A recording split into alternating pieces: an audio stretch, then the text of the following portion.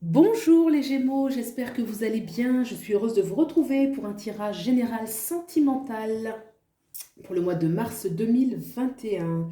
Donc, je procède de la façon suivante. On va interroger l'oracle pour avoir un éclairage, un message sur la relation, sur la vie sentimentale.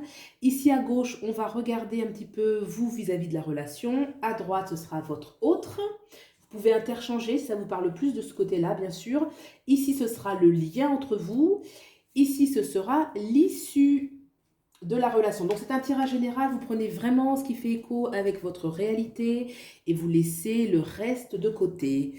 Pour le plan sentimental, ça peut être très intéressant d'aller voir son signe lunaire et son signe de Vénus, puisque la lune va incarner vraiment la vie émotionnelle, le plan psychologique, la femme, le grand yin, et puis Vénus, ça va incarner la façon dont on aime, la façon dont on vit les relations, comment on réagit au niveau sentimental. Donc ça peut être intéressant, ça peut être très complémentaire.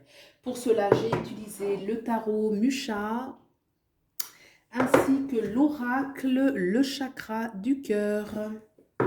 Et c'est parti pour les Gémeaux, mars 2021. Donc l'oracle, message de l'oracle. Prise de conscience de ton âme sœur. Alors, prise de conscience de ton âme sœur, ça veut dire que ça bouge, la prise de conscience de l'âme sœur, ça bouge beaucoup au niveau pour lui. C'est-à-dire qu'il y a des prises de conscience, il y a des...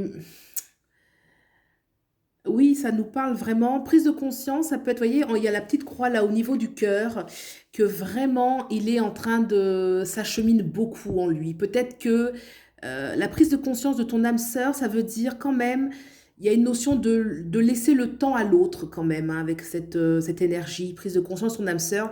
Une notion un petit peu où l'autre, donc nous, on est un peu en une notion de patience, d'accord? Il y a quelque chose qui bouge chez l'autre, mais ça demande toujours de la patience, de ne pas être dans la précipitation. Voilà, il faut vraiment lui laisser le temps de prendre conscience des choses. C'est quelque chose de très positif. Et, prendre conscience au niveau du cœur de l'importance que représente pour lui la relation ou l'importance de les choses nouvelles qu'il y a à mettre en place. Voilà, c'est en tout cas une notion de, voilà, ça bouge de son côté, ça mijote de son côté, et donc du vôtre, vraiment, voilà, patienter un petit peu. On va regarder vous, vis-à-vis de la relation. Et oui, parce que là, le 9 d'épée, c'est une énergie déjà qui nous parle. Le 9 d'épée, on est un petit peu accablé. C'est une énergie un petit peu où on est accablé, ou voilà, un petit peu impatienté, on se fait du souci. Euh, la patience qui est mal vécue en fait, hein. Le 4 est juste derrière, on a le 4 d'épée qui vient nous dire justement là au contraire, apaise-toi, détends-toi. Là on voit quelqu'un qui se repose, il est en prière, hein, mais c'est une façon de dire un peu que voilà, je laisse les choses un petit peu se faire, moi je prends du repos, hein. Vous voyez là il est allongé alors que là c'est tout le contraire quoi. Il y a une notion quand même d'attente, de patience. Là elle est mal vécue cette patience, et là au contraire on se pose, on se calme et on laisse les choses se faire, hein. C'est ça que j'ai ressenti, hein. Prise de conscience de ton âme sœur, ok ça bouge de l'autre côté, mais de l'autre bah, c'est embêtant parce que on aimerait que ça aille plus vite, mais c'est comme ça, chacun a son rythme en fait, hein. Ensuite, le 3 de bâton. Le 3 de bâton, oui, c'est une énergie justement qui nous invite quand même, dans la même continuité, oui, la notion aussi de patience et que les choses sont en train de se mettre en place. Il y a quand même en nous quelque chose, cette patience-là va nous nourrir. On a des choses aussi à faire intérieurement pour soi-même quand même, hein. Avec le 3 de bâton, c'est quand même, voilà, on patiente, bien sûr, mais il n'y a pas que ça à faire. C'est aussi une énergie de comment dirais-je, un petit peu créative, de projet. C'est quelque chose qui va donner naissance, hein, de toute façon. Le 3, c'est positif, d'accord? Là déjà, c'est juste, je pense, la façon dont est vécue l'attente qui est plus difficile. On va regarder pourquoi, on va regarder un peu ce que vit l'autre. Alors, la 20, waouh, le soleil, mais c'est que des majeurs. Alors, je sais pas où vous vous situez, hein, c'est à vous de voir, c'est vraiment à vous de voir où est-ce que vous êtes. Alors, la 20,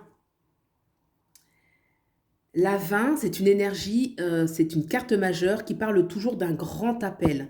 C'est comme si la 20, elle nous réveille, quoi. Il faut imaginer un petit peu les trompettes de Jéricho, là. Ouh, ça sonne très très fort, ça hurle dans les oreilles parce qu'il faut se réveiller, quoi. C'est vraiment réveille-toi, un grand message, un grand appel de l'âme. Et là, j'ai envie de dire, on peut plus faire autrement que vraiment de répondre à cet appel. Hein, il y a d'ailleurs, c'est tellement intense qu'il y a des personnages là qui se sont écroulés, mais là, le personnage, il est au centre, il affronte, il confronte, il regarde bien ce qui se passe et il va répondre à l'appel.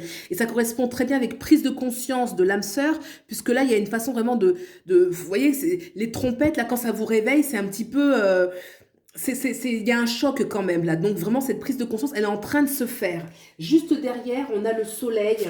Le soleil qui parle vraiment un réveil de vraiment son enfant intérieur, de vraiment qu'est-ce qu'on veut vivre, de quelque chose qui est beau. Et ça peut être un réveil de l'amour, hein, parce que le soleil va incarner l'amour, va incarner la relation.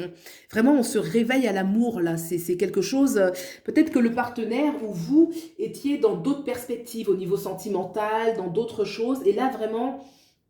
prise de conscience avec la 20 qui parle vraiment d'un appel, ou vraiment, hein, vous voyez, là, c'est comme si c'était une sorte d'être céleste, là, hein, d'être céleste, vraiment qui appelle, comme si c'était l'âme ou votre guide, ou que sais-je, hein, sur un plan spirituel qui vraiment vous appelle. Et c'est vrai que c'est toujours accompagné de conscience, une conscience supérieure. C'est-à-dire que là, on va aborder notamment la relation sur un plan supérieur, vous voyez, avec l'amour juste derrière, là, avec le soleil, c'est juste magnifique. On a la 18, c'est vrai que la 18, alors c'est marrant parce que là, on a le soleil, donc là, c'est vraiment le grand éclat de l'amour, et la 18, c'est la lune, ça nous parle aussi beaucoup d'amour, la lune, mais c'est déjà beaucoup plus caché, beaucoup plus réservé, donc c'est vraiment quelque chose de puissant qui va se réveiller. Mais en même temps, la lune, il y a quand même, avec l'énergie de la lune, une notion de temps, hein, que ça prend du temps. La lune, c'est la nuit que ça agit, ça prend son temps, c'est pas aussi fulgurant, aussi intensif que le soleil, mais ça prend son temps, d'accord? Et ça correspond parfaitement à la prise de conscience de l'âme sœur qui a besoin justement que les choses se fassent en profondeur, d'accord? C'est comme une graine, quoi. Je veux dire, elle a été mise en terre, il faut lui laisser le temps de pousser, mais elle va pousser, c'est certain, c'est inscrit, d'accord? Moi, je trouve ça vraiment intéressant. Et il se passe tellement des choses positives, là, des réveils intenses qui se manifestent, que ça appelle effectivement à attendre peut-être, et que là, il y a cette notion où, bah voilà, on a peur, c'est peut-être pas assez rapide, c'est... Bon, voilà, en tout cas, ça en vaut la peine. On va regarder le lien. La reine d'épée et les amoureux. Oh, waouh. Ah, écoutez, c'est un super beau tirage. On est vraiment pile poil dedans. Là, ça nous parle clairement. La reine d'épée, voilà. Les reines, c'est toujours... il y a un pouvoir, même si effectivement la reine d'épée, elle peut nous parler de rapidité aussi, hein, que les choses peuvent quand même aller plus vite qu'on ne le pense. Même si on a le sentiment que c'est lent, la reine d'épée annonce toujours quelque chose d'assez rapide. L'épée tranche, hein, faut y penser, ça tranche vraiment les liens, ça tranche vraiment les choses qu'il faut partir. Et il y a une énergie quand même où les choses se mettent en place plus rapidement qu'on ne le pense. Certainement qu'elle demande du temps, parce que ça, ce sont des énergies qui sont quand même décapantes là sur la droite, hein, pour le partenaire, hein, ici. Donc c'est vraiment décapant. Donc forcément, il y a une notion de temps, mais là, ça tranche dans le vif, et on a les amoureux. Donc vraiment, les amoureux, bah, voilà, l'énergie de l'amour, vraiment, je vous montre la carte. Bah, ça nous parle tout simplement d'union, hein. Dans ce cas précis, les amoureux n'ont pas d'autre sens que l'union, hein. Le lien qui est entre vous, c'est un lien qui est fort. Avec la reine d'épée, ça veut dire qu'on va être capable de faire les bons choix, et on va être capable de se protéger, hein. Tout ce qui est roi, reine, protège de toute façon la relation. D'accord? On va regarder l'issue. Mais en tout cas, il y a un lien qui est fort. Là, ça nous parle tout d'un lien quand même sincère, une vraie relation. Une vraie relation. Alors, tout de suite... la 5, le pape et le pendu. L'issue de la relation. Alors, on a 2 arcanes majeures. En fait, c'est un jeu avec vraiment... Là, on a 1, 2, 3, 4, 5, 6. On a 6 arcanes majeures. C'est énorme. Donc, la 5 avec le pape... écoutez, le pape, ça peut même nous parler d'une union officiel, j'ai envie de dire. Hein. Le pape, il y a toujours dans le cadre d'un plan sentimental, il y a quand même la notion d'officialiser les choses. Donc ça peut nous parler pour certains d'une union vraiment reconnue, voire même établie. Il y a quand même une assise. Hein. Le pape, c'est toujours, on assoit vraiment, il y a quelque chose qui est reconnu sur un plan, le plan manifeste, dans la matière, et aussi sur le plan spirituel. Donc ça peut être une relation vraiment portée très haut. Avec le pendu à côté, le pendu, ça nous parle toujours que ça s'obtient pas, ça va pas s'obtenir facilement en fait. Hein. Le pendu, il y a toujours une notion quand même, c'est comme si c'était un petit peu une initiation, hein, c'est toujours un petit peu lent. Hein. Donc il y a quand même cette notion, il y a des choses qui vont vite. En fait, c'est un jeu qui appelle de toute façon à la patience. Ça appelle à la patience, même si sur certains plans, des fois, c'est-à-dire que faites attention à ne pas tomber pour certains dans l'énergie du désespoir, parce que les choses avancent, les choses progressent. D'accord? Donc ça va plus vite qu'on ne le pense, dans le sens où on se dit bah, ça va jamais arriver, j'y crois pas, voilà. Si, les choses qu'on veut vont arriver. Par contre, il y a quand même la notion où, voilà, ce succès-là, il y a eu une épreuve initiatique, il y a eu une notion quand même de patience, il y a eu quelque chose où on a dû laisser l'autre, le rythme de l'autre, respecter le rythme de l'autre qui n'est pas forcément le sien, c'est certain. Il y a un décalage entre son rythme et celui de l'autre, d'où la dualité. Mais le lien, il est là, le lien, il est puissant.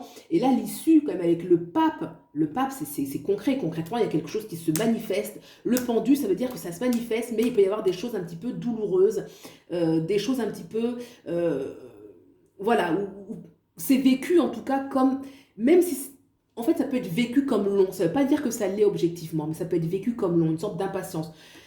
Alors, on va regarder les dos decks, parce que des fois, ça peut nous amener un éclairage supplémentaire. On va regarder ce que nous dit le dos deck de l'oracle. Âme sœur spirituelle. Oui, c'est ça, il y a une notion spirituelle. Âme sœur spirituelle. Waouh, ça veut dire que déjà, âme sœur spirituelle peut nous parler d'âmes qui se... Bon, après, on y croit ou pas, ça peut nous parler d'âmes qui se connaissent déjà, hein, peut-être dans d'autres vies ou pas. Il y a vraiment un lien qui est fort et il y a une connexion qui est forte. Les âmes sœurs spirituelles, elles se comprennent, elles sont bien ensemble, elles sont sur la même longueur d'onde. D'où un peu cette notion, il y a un petit peu la notion de sacré là dans ce jeu.